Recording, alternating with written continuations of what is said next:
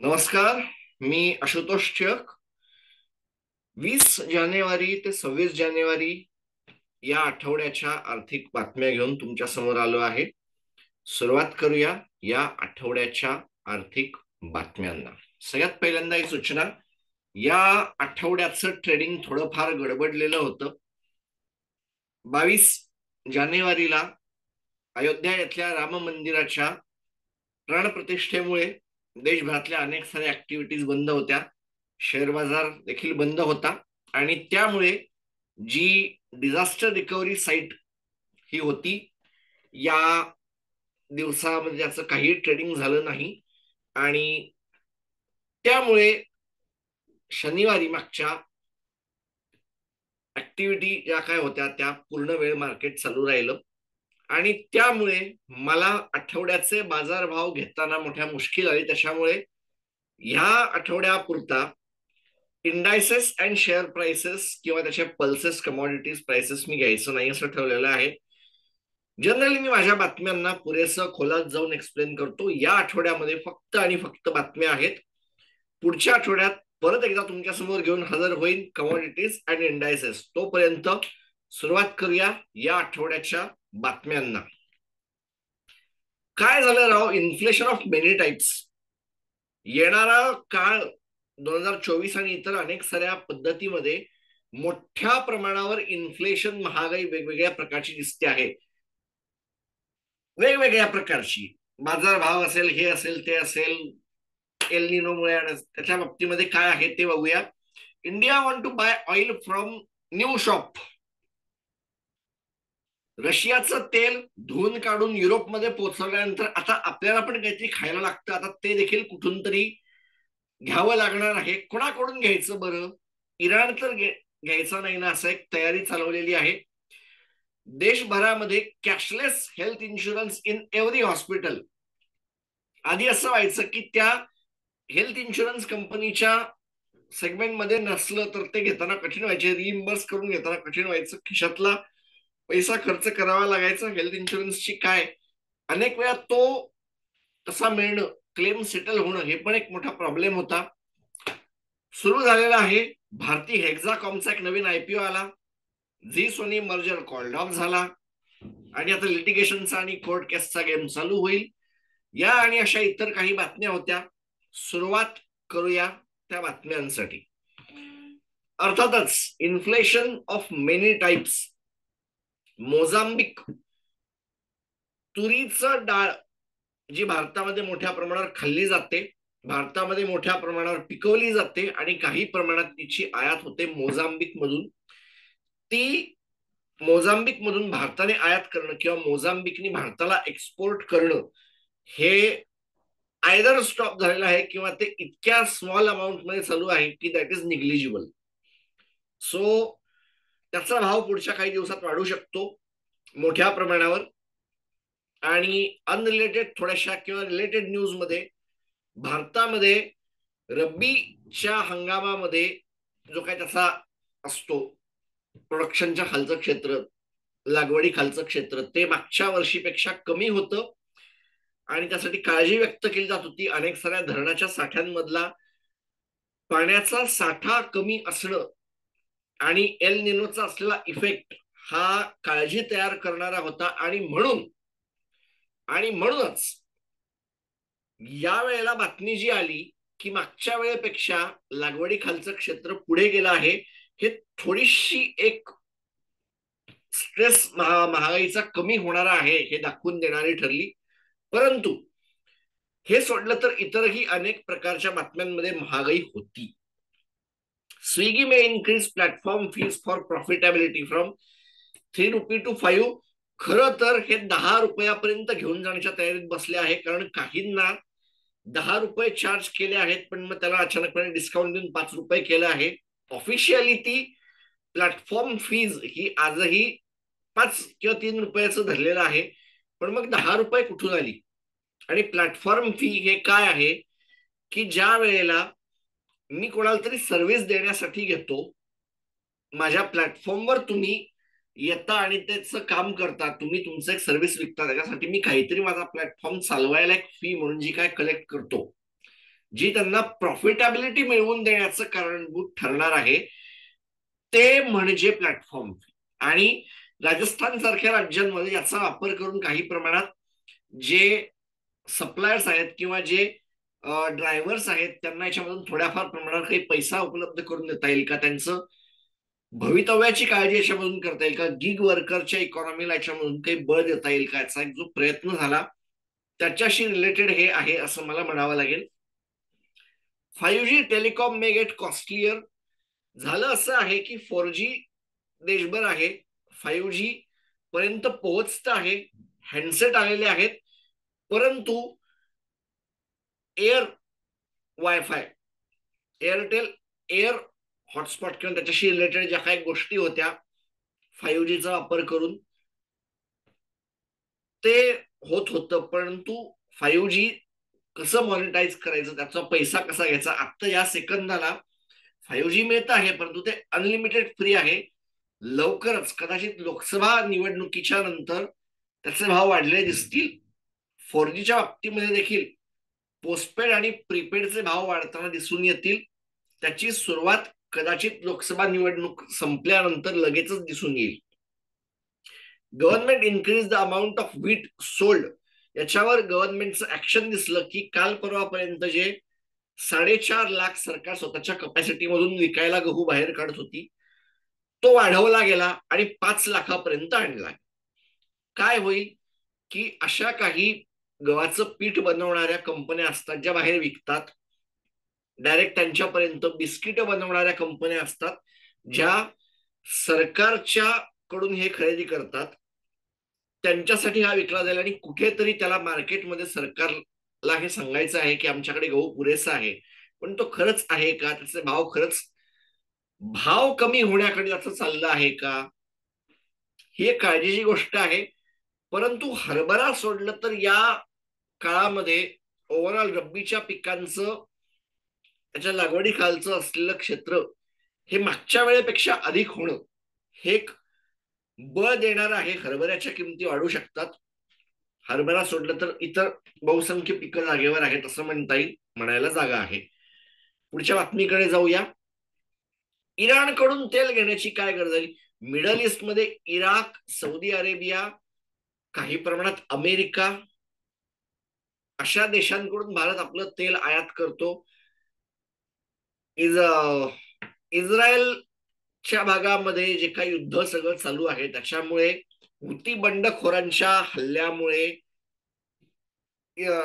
Saudi अरेबियाचं तेल पोहोचत नाहीये, इराकचं तेल पोहोचत नाही आणि काही प्रमाणामध्ये म्हणूनच अशी कुजबूज ऐकू येते आहे की इस्रायलला या हल्ल्यामध्ये अमेरिका मदत करायला धावली, हुती बंडखोरांवर हल्ले झाले, त्याचा मधला एक काही भाग हा या सौदी अरेबियाने वगैरे पण उचलला आहे असं कानावर येत आहे आणि इतरही काही देश त्याच्यामध्ये असण्याची शक्यता नाकारता येत नाहीये. त्याचं कारणच हे आहे की यांचा पार्ट जातो, यांचा येणारं उत्पन्न त्यांच्या खिशातून जात आहे आणि आता जर हे झालं तर हा एक मोठा लॉस सौदी अरेबियासाठी असेल.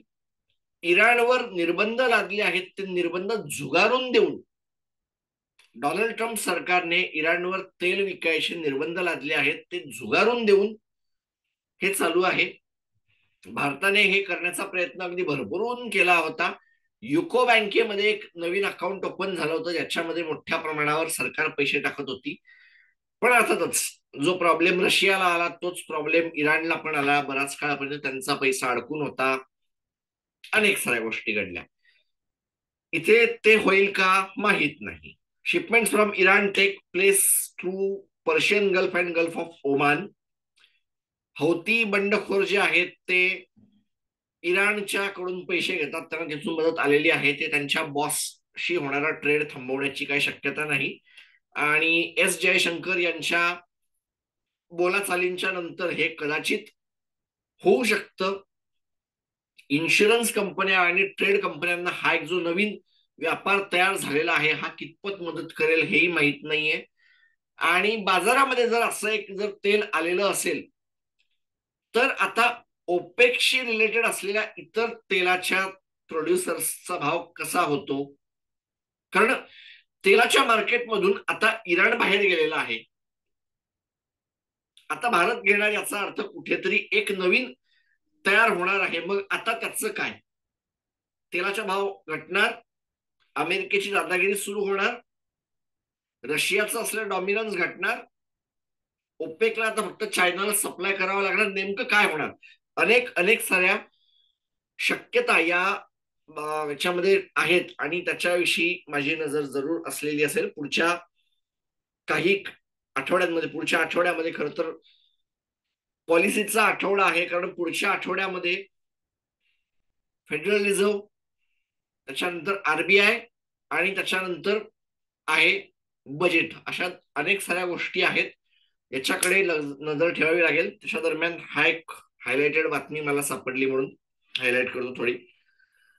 कॅशलेस एव्हरीवेअर, म्हणजे आपल्यापैकी सगळ्यांनी कुठे ना कुठे अंदाज असा घेतला असेल की हेल्थ इन्शुरन्स, हॉस्पिटलमध्ये कुठेतरी गेलो, काहीतरी ऑपरेशनसाठी प्रयत्न करायला गेलो, नेमकं तुमच्याकडे इन्शुरन्स आहे का, आणि मग त्यांच्याशी रिलेट असल्या त्या नेटवर्क हॉस्पिटलमध्येच जायचं का, मग त्यांच्याकडे नसेल तर काय करायचं. नेटवर्क नसलेल्या हॉस्पिटलमध्ये जर आम्ही गेलो तर मग ते रिम्बर्स वगैरे सगळं करून द्यावं लागणार. हे कुठेतरी इन्शुरन्स कंपन्यांच्या लक्षात आलं की स्वातंत्र्य राहत नाहीये आणि याचा प्रॉब्लेम होत नाहीये, आणि म्हणून इन्शुरन्स कंपन्यांनी ही जबाबदारी स्वतःच्या अंगावर घेतली की तुम्ही कुठेही जाओ, कुठल्याही हॉस्पिटलमध्ये जा, काही करा, तुम्हाला वाटेल ते करा, खर्च देण्याची जबाबदारी आमची. प्लस आरबीआयचं म्हणणं, तुम्ही पेमेंट जर करत असाल तर 5 लाख रुपयापर्यंतचं पेमेंट युपीआयने पण करता येईल, त्याची पण सुरुवात झालेली आहे. आणि म्हणून कदाचित भारत या बाबतीमध्ये बऱ्यापैकी जागेवर येण्याची सुरुवात होते आहे, असं मला मला वाटतं की the General Insurance Council has introduced an initiative cashless everywhere to facilitate cashless hospitalization for policyholders even in non-empaneled hospitals. Hospitals with 15 bed registered under the Clinical Establishment Act can provide cashless hospitalization from 25th of January. फार फार मोठा टप्पा आहे. Patients often struggle to identify hospitals in the insurer's network and, if not discovered, end up paying from their pockets and claiming reimbursement later. This leads to several difficulties, कारण अनेक वेळा मग त्यांच्या अटी असतात की हे आम्ही देत नाही, ते आम्ही देत नाही, हे आमच्या ह्याच्यात नाहीये, हॉस्पिटल शोधा. या या या सगळ्या गोष्टी आता याच्यामध्ये कुठेतरी एक चाप बसेल आणि पेशंटचं आयुष्य इझी होईल यात शंका नाही. सो चलूया न्यू आयपीओ. खरं तर भारतीच्या ग्रुपमध्येच्या बाबतीमध्ये खरं तर भरपूर बातम्या या आठवड्यामध्ये होत्या, अनेक साऱ्या शोधून पण मी काढल्या. कुठली महत्वाची बघता येईल की भारती हेक्झाकॉम नावाची यांची एक कंपनी आहे जी राजस्थानमध्ये आणि नॉर्थ ईस्ट मध्ये सर्व्हिस देते. छोट्या एरियातली आहे, छोटीशी आहे, त्याच्यामुळे फार काय मोठी नाही. याच्यामध्ये भारत सरकार 30% स्टेक होल्ड करते. Telecom consultant India limited. या सगळ्यामध्ये गंमत काय होते आहे की भारत सरकारला आता त्यांचे असलेला हिस्सा विकून बाहेर पडायचा आहे आणि कुठेतरी एक कन्सॉलिडेशन करण्याच्या तयारीमध्ये कदाचित भारती एअरटेल असेल, जोडून तर घ्यायचं आहे. आणि त्याचा हा प्रयत्न आहे की त्याच्यामध्ये आयपीओ काढायचा. 30%पैकी 20%चं भाग भांडवल सरकार विकेल, त्याचा आयपीओ येईल. आणि दुसरी एक बातमी होती की 2015च्या स्पेक्ट्रम ऑप्शन मध्ये त्यांनी जे काय खरेदी केले होते स्पेक्ट्रम, त्याच्यासाठीचं प्री पेमेंट समय से पहिले 8,325 करोडचं पेमेंट डिपार्टमेंट ऑफ टेलिकॉमला त्यांनी केलं. 10% आय थिंक व्याज त्याच्यावर लागत होतं, जे लागणार नाही, पैसा वाचेल. आणि येस, चांगली चांगली गोष्ट आहे. डिस्क्लोजर, मी भारती एअरटेलचा शेअर होल्डर आहे. परंतु भारती एअरटेल आता त्यांच्या लाईफ इन्शुरन्सच्या बिझनेस मधूनही बाहेर पडण्याच्या तयारीत आहे. भारती एक्सा लाईफ असं एक जे त्यांच्याकडे होतं, त्याला एक्सा लाईफ का म्हणायचं हे एक क्वेश्चन मार्क आहे. कारण त्यांच्या पार्टनरला त्यांनी ऑलरेडी पैसा दिला होता, त्यांचा पूर्ण स्टेक यांनी विकत घेतला होता आणि नाव it is 100% Bharti group company.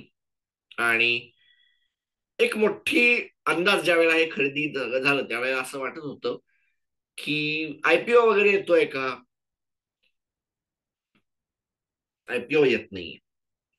IPO येत नाही. भारती ग्रुप आपल्या या लाईफ इन्शुरन्सच्या कंपनीला विकण्यासाठी मेजॉरिटी टॉक ज्या चालू आहेत त्या एसबीआय लाईफ बरोबर चालू आहेत. आणि त्यांचा जनरल इन्शुरन्स बिझनेस जो होता तो त्यांनी आयसीआयसीआय लंबार्डला विकला होता. हे लक्षात घ्यावं लागेल. त्याच त्याच पावलावर पाऊल ठेवून तोच पॅटर्न फॉलो करत की sell your business to industry expert, industry leader. SBI life may be the big name. Life LIC ला विकण्याच्या तयाऱ्या ठेवल्या तरी LIC घेईल का हा पण एक खरा मॅटर होता. 2-3% वगैरे मार्केट त्यांचं असेल असा अंदाज आहे. फार काय मोठा फरक होईल की यांनी बिझनेस विकल्याने फार काहीतरी मोठं अपडाऊन होऊन जाईल असं काय नाहीये, पण एक बातमी आहे म्हणून हायलाइट केलं. Zee Sony merger is dead. Long live Zee Sony merger. झालं काय, बारकाईने ऐकूया. मर्जरची वेळ का आली मुळात इथपासूनच सुरुवात आहे. झालं असं की पुनीत गोयंका आणि सुभाषचंद्र गोयल ही माणसं या देशाच्या एंटरटेनमेंट इंडस्ट्री मधली मोठी माणसं, ज्यांनी भारतामध्ये अगदी सुरुवातीच्या काळामध्ये सॅटेलाइट चॅनल सगळे आणून दाखवले, खाजगी चॅनल आणून दाखवले. आणि सुभाषचंद्र यांनी त्यांच्या कंपनीच्या झी एंटरटेनमेंट हे एक मोठं नाव होतं, आजही आहे. परंतु काही फायनान्शियल इरेग्युलॅरिटीज मध्ये ते अडकले. इन्फ्रास्ट्रक्चरच्या वगैरे याच्यामध्ये त्यांचा पैसा वळवला गेला आणि नंतर असं दाखवलं गेलं की आम्ही तो परत आणून ठेवला आहे. सेबीने जेव्हा शोधाशोध चालू केली तेव्हा असं लक्षात आलं की यांनी हा पैसा त्यांच्या बॅलन्स शीटमध्ये परत आणलेला नाहीये. आणि मग वेगवेगळ्या मार्गाने चालू झाल्या गोष्टी. ते सगळं करायला यांनी यांचा शेअर वगैरे विकला, हे केलं ते केलं. त्यांचं शेअर होल्डिंग आता फार कमी झाली, 2-4% शेअर होल्डिंग यांची आहे. आणि ते त्याच्या बळावर निर्णय घेत आहेत काय करायचं, कसं करायचं. आणि मुळात या मर्जरला मोठ्या प्रमाणावर विरोध होता. झालं असं की शेअर होल्डरनी याला अगदी भरपूर विरोध केला. त्यांचे काही मोठे फंडवाले माणसं जे यांना त्या कर्जाच्या सगळ्या संकटातून वाचवायला आले होते, त्यांचं कर्ज त्यांनी घेतलं होतं, पैसे दिले होते, त्यांचं भरपूर काय काय. आणि फायनली ज्या वेळेला असं वाटलं की हे मर्जर आता डन होण्याच्या मार्गावर आहे, प्रॉब्लेम असा झाला की पुनीत गोयंका या माणसावर मोठ्या प्रमाणावर केसेस चालू झाल्या. आणि असा माणूस जर या मर्ज्ड एंटिटीच्या हेडवर असणार असेल तर आम्हाला अशी कंपनी मर्ज करून घ्यायची नाही. म्हणून हे सुरुवात तर खरं या मर्जरची झाली होती की मर्जर ऑफ इक्वल्स, की आपण दोघं इक्वल आहोत. तुम्ही काहीतरी एका बाबतीत चांगले आहात, आम्ही काहीतरी एका बाबतीमध्ये चांगले आहोत. मर्जर झालं होतं, ज्याला आता कल्वर मॅक्स वगैरे काहीतरी म्हटलं जातं आहे. आणि सोनी पिक्चर्स इंडिया असं ठरलं होतं की मर्जर होणार, पण तसं होत तर काही नाहीये. सोनीच्या खिशामध्ये काय राहील आणि काय, म्हणजे त्यावेळेला जे वाटलं होतं की Puneet Goenka will be the leader. पण ही पण गोष्ट लक्षात घ्यावी लागेल की ज्या माणसाच्या मागे सेबी हात धुवून लागलेली आहे आणि ढीगभर वेगवेगळ्या गोष्टी सापडतात त्यांच्या अगेन्स्ट आणि त्यांच्या अगेन्स्ट एक लिगल ऍक्शन चालू आहे. जर सोनी सारख्या मोठ्या कंपनीला त्यांचा बिझनेस भारतामध्ये वाढवायचा असेल किंवा काय जे काय करायचं असेल, त्यांचा भारतातला बिझनेस लीड करण्यासाठी अशी व्यक्ती का लावायची ज्यांच्या पहिल्यांदाच केसेस आहेत. त्यांच्यापेक्षा तर सोनीचा माणूस योग्य. आणि ते सोनी करायला गेली आणि नेमकं हायलाइट तेच. आता हा मॅटर सगळा वेगवेगळ्या प्रकारच्या कोर्ट केसेस मध्ये जाईल, सिंगापूर आर्बिट्रेशन मध्ये जाईल, NCLT मध्ये पोहोचला आहे, सोनी घेऊन गेली आहे. आणि काय ते $90 मिलियन इन टर्मिनेशन फीज मध्ये मागितली आहे. आणि भरपूर काय काय आता होणार आहे.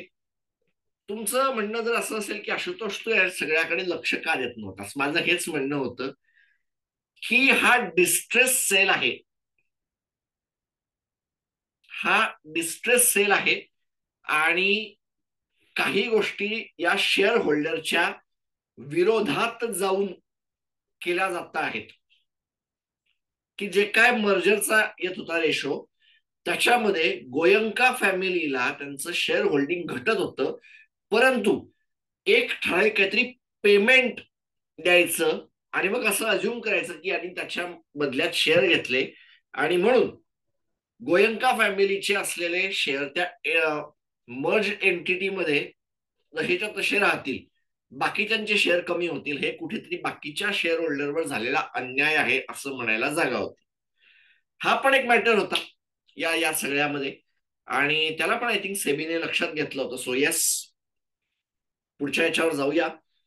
आणि हे मर्जर होणार नाहीये, त्याच्यामुळे त्यांना सोनीला दिलेले जे काय 300-350 रुपयाचे जे काय भाव होते टार्गेट्स, ते सगळे खालती आले. ये तो होना ही था. टाटा स्टील ने त्यांचा पोर्ट टालबोटचा प्लांट बंद करायला काढले, त्यांच्या 2 ब्लास्ट फर्नेस, आणि त्याला ते इलेक्ट्रिक ब्लास्ट फर्नेसवर आणणार आहेत. हे मान्य करावं लागेल की कोळशाकडून दूर जाण्याची जगभरात प्रोसेस चालू झालेली आहे, परंतु ते करण्यासाठी त्यांना युके गव्हर्नमेंटने पैसा आणून दिला होता. इतरांना त्यांच्या इतरच्या बिझनेसमध्ये ऍड केलं जाईल, परंतु पुढच्या 1 ते 1.5 वर्षामध्ये 3,000 ते 4,000 जॉब्स जाणार आहेत आणि याचा फटका कुठेतरी या कंपनीवर बसेल. प्रॉफिट त्यांना जरूर मिळालं आहे, रिझल्ट ते लॉस मधून प्रॉफिट मध्ये आले आहेत. सो इश्यू हाच आहे की आता ही माणसं प्रॉफिट मध्ये भलेही आली असतील, पुढचं काय, हा जो एक मोठा इश्यू तयार झालेला आहे त्याच्याबद्दल कंपनीला काय म्हणायचं आहे आणि टोटल ओव्हरऑल काय होणार काय आहे, हा एक मोठा इश्यू आहे. बँकिंग सिस्टीम मध्ये असलेली लिक्विडिटी हा या आठवड्यातला एक मोठा इश्यू झाला. त्याचं एक मोठं कारण असं होतं की मागच्या काही दिवसांमध्ये सरकारने त्यांचा एक्सपेंडिचरचा हात आखडता घेतला आणि हे अशा वेळेला झालं ज्या वेळेला अनेक साऱ्या कंपन्या टॅक्स पेमेंट करत असतात, जीएसटी वगैरेचे पेमेंट कुठेतरी चालू असतात सरकारला. सरकारकडे जायचा पैसा चालू झाला, पण सरकारच्या खर्चामुळे तो जे एक बॅलन्स होणं अपेक्षित होतं तो झाला नाही आणि कुठेतरी त्याच्यामुळे किती 3.34 ट्रिलियन रुपयांची डेफिसिट येऊन बसलं. एचडीएफसी बँकेच्या काही अनालिस्टमुळे liquidity deficit is likely to increase in the near term and is expected to be comfortable only in the first quarter. असं आहे की याचा परिणाम इंटर बँक रेटमध्ये झाला 6.85, की जो रेपोपेक्षाही हाय गेला. याचा फटका कुठेतरी बसणार होता आणि इंडिकेटर हेच आहे, इंडेक्स हेच आहे की आता बँकांच्या स्वतःच्या खिशामधले डिपॉझिट चाललेले आहेत, डिपॉझिटची कॉस्ट वाढते आहे, इंटर बँक रेट वाढत आहेत. अर्थ अगदी स्पष्ट आहे की एफडीचे व्याजदर कुठेही कमी होणार नाहीये. शक्तिकांता दास यांचंच म्हणणं मान्य करायचं तर रेट कटची पॉसिबिलिटी आता टेबलावर पण नाहीये, म्हणजे भारतामध्ये रेट कुठेही कमी होत नाहीये. लोकसभेच्या निवडणुकीच्या आधी तर जरूर होत नाहीयेत. ही एक काळजीची गोष्ट आहे, कारण बजेटच्या या सगळ्याच्यामध्ये अनेक साऱ्या ज्या मी ऐकतो आहे स्टोरीज किंवा उद्योगधंद्यांचं, त्यांचं म्हणणं असं आहे की हे तर सगळं आहे, वाढीव व्याजदर हे आम्हाला त्रास देतात. काय हे पण एक आहे, त्याच्याकडे पण लक्ष द्यावं लागेल. पुढच्या बातमीकडे जाऊया. बातम्या संपल्या, पुन्हा भेटूया पुढच्या आठवड्यात. तोपर्यंत नमस्कार.